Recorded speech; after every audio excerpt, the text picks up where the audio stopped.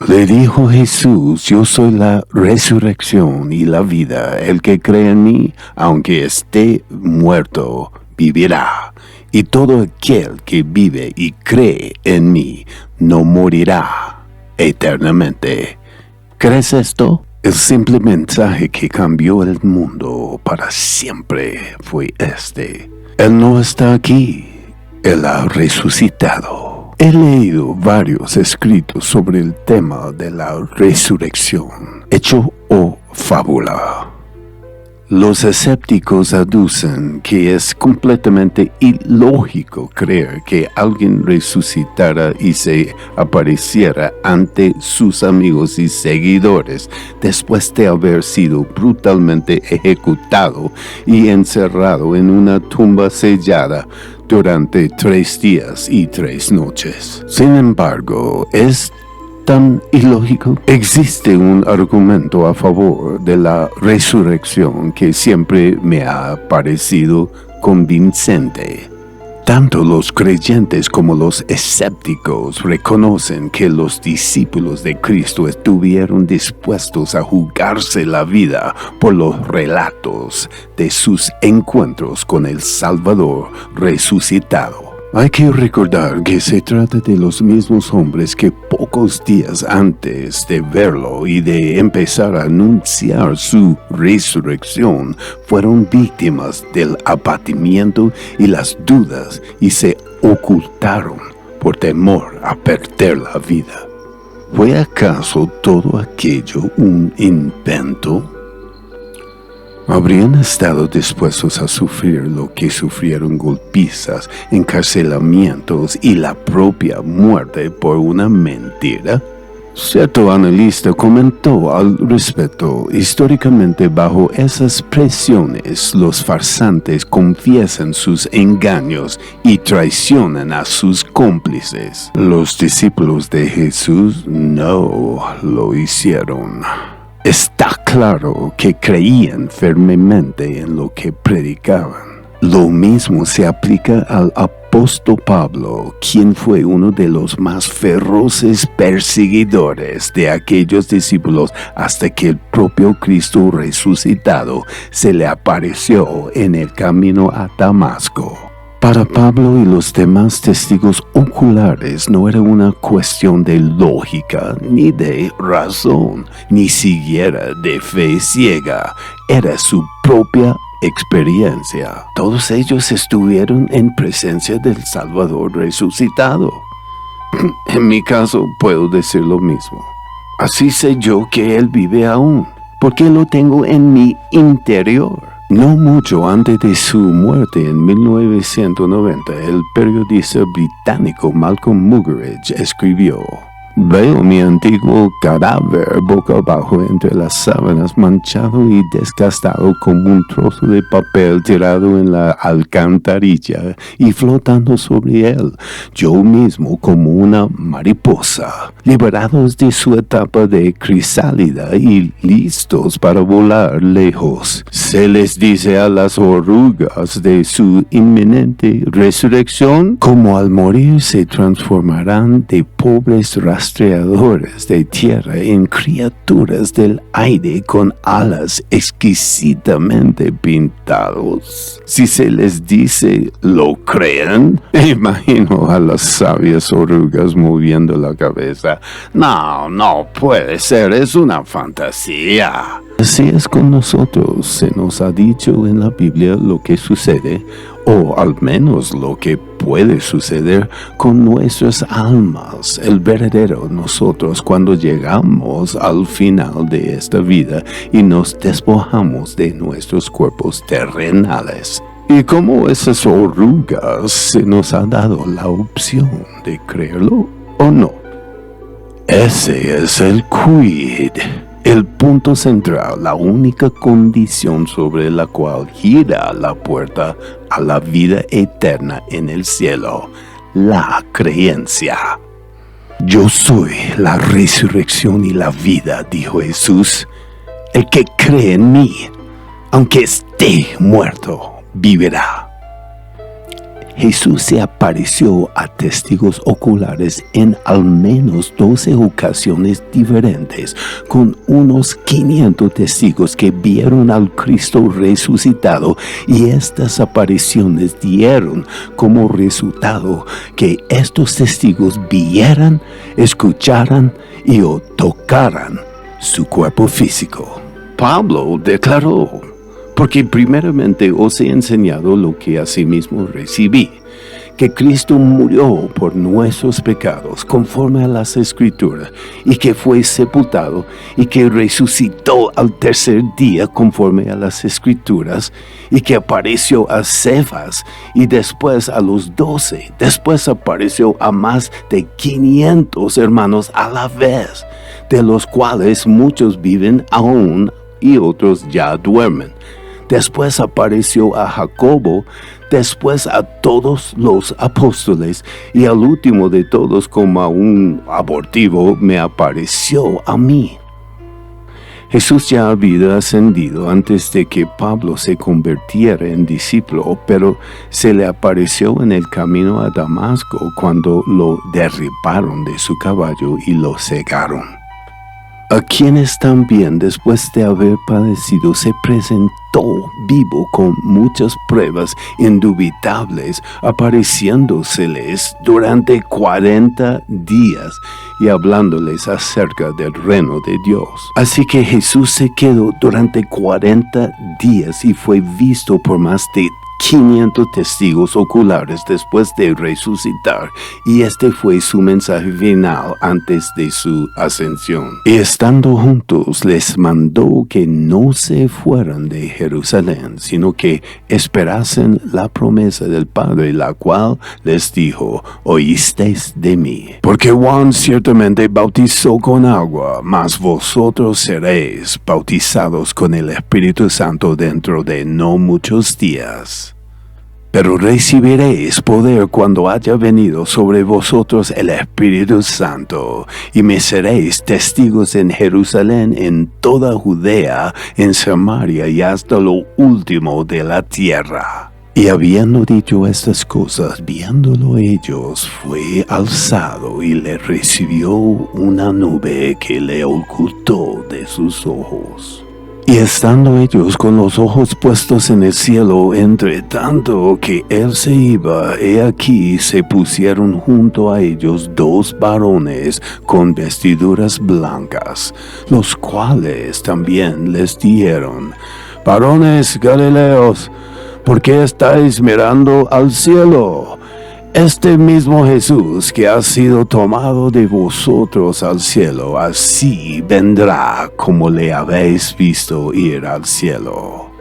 Listobo ha escrito: las personas morirán por sus creencias religiosas, si creen sinceramente que son verdaderas, pero las personas no morirán por sus creencias religiosas, si saben que sus creencias son falsas. Si bien la mayoría de las personas solo pueden tener fe en que sus creencias son verdaderas, los discípulos estaban en posición de saber sin duda alguna si Jesús había resucitado o no de entre los muertos. Afirmaron que lo vieron, hablaron con él y comieron con él. Si no estuvieron absolutamente seguros, no se habrían dejado torturar hasta la muerte por proclamar que la resurrección había sucedido. La tumba vacía, como quiera que se la explique, es una evidencia secundaria. Está bastante claro en los evangelios que los propios discípulos nunca se habrían convencido por la sola tumba vacía de que Jesús había vuelto a la vida. Creyeron en la resurrección solo porque vieron a Jesús y hablaron con él. No una vez, sino en numerosas ocasiones después de su muerte. El registro escrito más antiguo de las apariciones de Jesús a sus discípulos se encuentra en una carta que el apóstol Pablo escribió a la iglesia de Corinto alrededor del año 56 después de Cristo. En él catalogó a las personas que habían visto a Jesús resucitado. Primero Pedro, luego todos los apóstoles, luego más de 500 de sus seguidores a la vez, la mayoría de los cuales todavía están vivos. Las cursivas son mías. Creo que es tremendamente significativo que Pablo estuviera preparado para basar su afirmación en el testimonio de varios cientos de testigos presenciales que estaban vivos y disponibles para ser interrogados en el momento en que escribió. La última evidencia de la resurrección, por supuesto, es la existencia de la iglesia cristiana. La centralidad de la historia de la resurrección para la fe cristiana fue expresada con mayor fuerza por el apóstol Pablo. Si Cristo no ha resucitado de entre los muertos, entonces nosotros no tenemos nada que predicar y ustedes no tienen nada que creer, les dijo a los cristianos de Corinto. Si Cristo no ha resucitado, entonces vuestra fe es una ilusión. Más que eso, se muestra que estamos mintiendo contra Dios, porque dijimos de Él que resucitó a Cristo de la muerte. Pero la verdad es que Cristo ha resucitado de los muertos.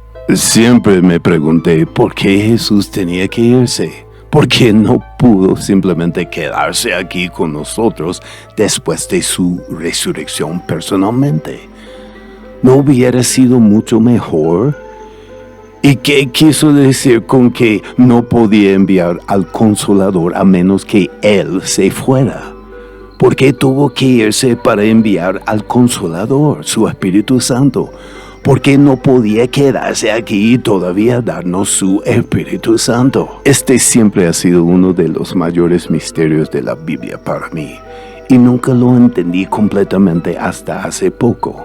Jesús dijo, pero yo os digo la verdad, os conviene que yo me vaya, porque si no me fuera, el Consolador no vendría a vosotros, mas si me fuere, os lo enviaré. Literalmente quiso decir que podía comunicarse mejor con todos ellos después de que se hubiera ido. Él dijo que tenía que irse para poder realmente llegar a ellos con lo que realmente necesitaban. Pedro incluso dijo, y lo vimos, lo oímos y oímos la voz, pero que había algo mejor, algo incluso más seguro, más duradero, más convincente, más eficaz, la palabra profética más segura. Tenemos la palabra de profecía más segura. La verdad de sus palabras era más importante que su presencia física corporal. La verdad en su palabra era mejor prueba que verlo o escucharlo. El espíritu de profecía fue más real que tocarlo. El mismo espíritu y esencia de su verdad.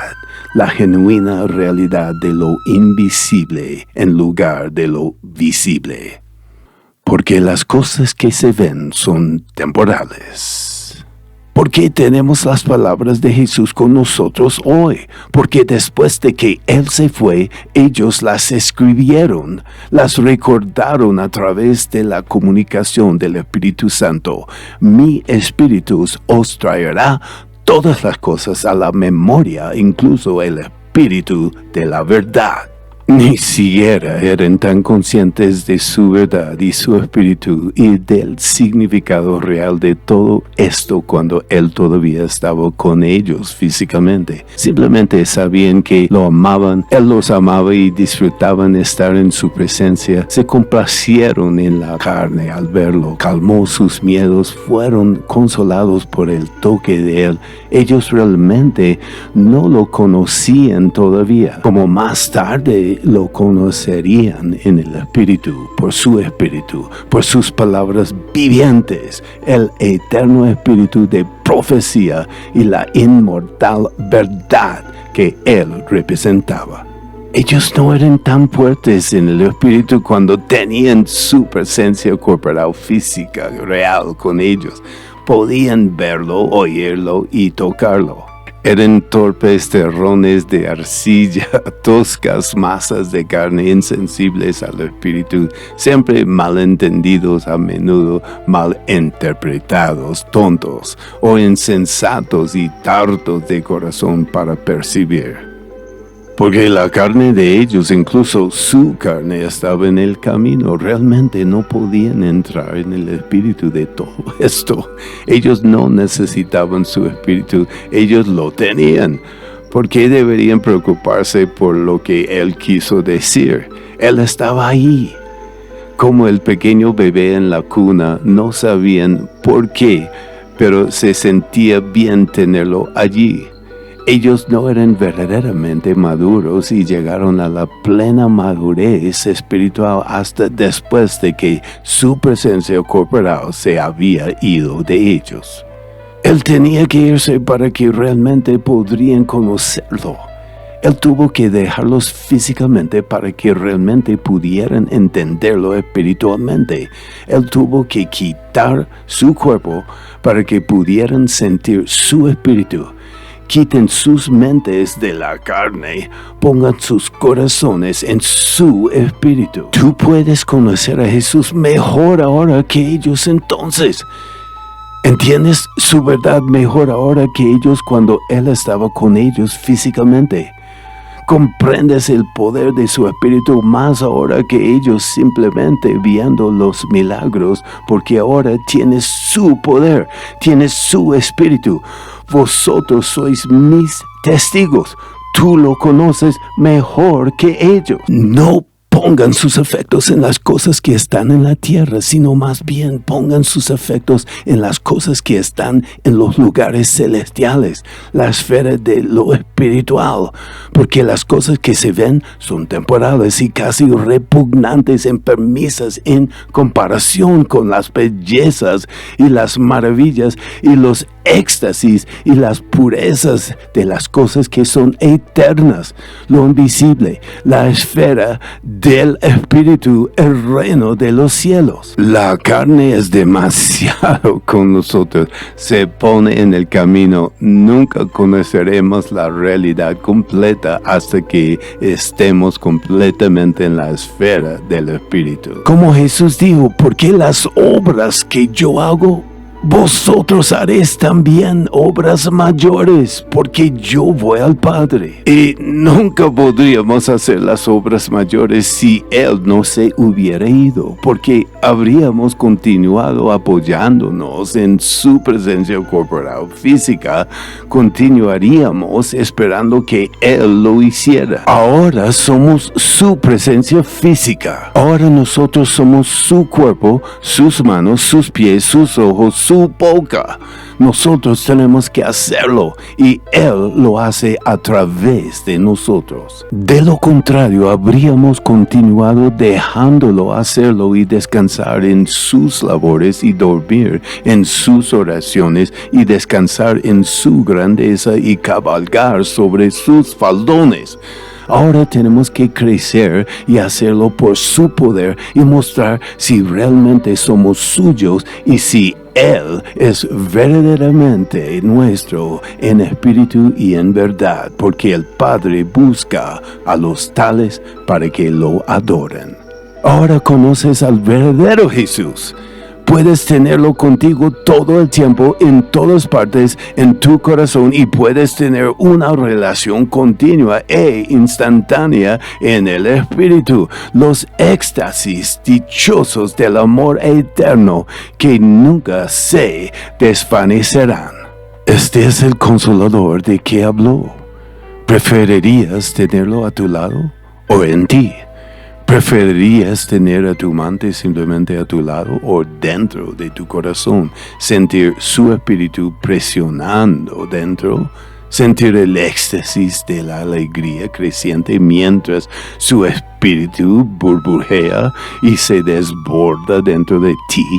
Cuando somos los más cercanos en la carne, somos más conscientes de la carne que del espíritu. La verdadera religión está en tu corazón, en tu espíritu. El corazón se usa en la Biblia como un término simbólico de tu ser interior.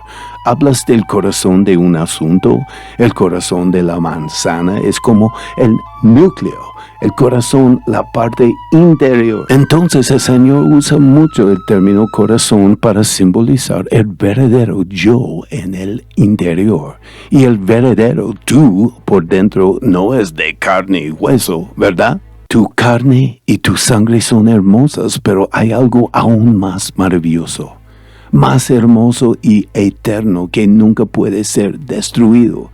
En el interior, el verdadero tú. El que está mirando por estas ventanas en este momento, el que me está mirando ahora por esas ventanas, tus ojos.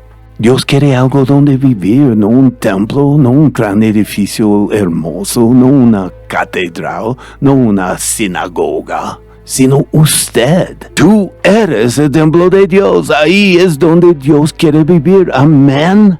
Él quiere vivir en ti, y si quieres adorar a Dios, debes adorarlo en espíritu, en tu corazón y en verdad en la palabra. Mas la hora viene y ahora es cuando los verdaderos adoradores adorarán al Padre en espíritu y en verdad, porque también el Padre tales adoradores busca que le adoren. Dios es espíritu, y los que le adoran en espíritu y en verdad es necesario que adoren.